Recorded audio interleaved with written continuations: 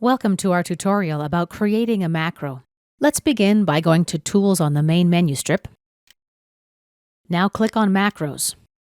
First thing to do is type in the new macro name. I'll call it my_macro. By the way, we're not able to use spaces in a macro name, and if you try to do so, you'll get the warning message that you see here, Invalid Procedure Name. Let's click OK to exit this warning message and get back to the Macros dialog window. And let's reinsert that underscore. Down below, the Macros In field shows the location where the macro is stored. Let's click Create. The Visual Basic editor opens. That's where we are now. At this point, we're ready to type in some code. Let's begin with a message box. MSGBOX space, open the double quotation, my first macro. Let's close the double quotation, and actually let me make this a capital F.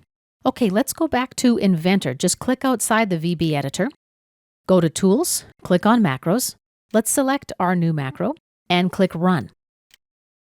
Here's the message box with the message that we created. Let's click OK. Let's return to the VB editor. Now let's select and delete this message.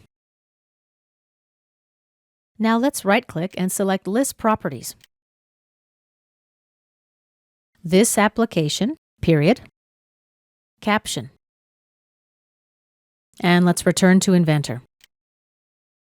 Click on Macros, select our macro, click Run. Now our message box displays the caption of the application. Let's click OK, and we'll go back to the VBA editor.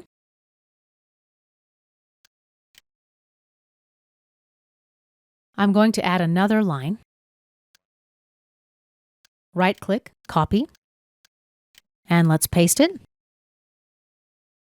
Equals, open double quotation, my first caption. Close the double quotation. And let's return to Inventor. Run our macro. Macros, select it, click Run. The message box still displays the application caption. Let's click OK. And the message that we created appears in the title bar of Inventor now. This concludes our first lesson about creating macros.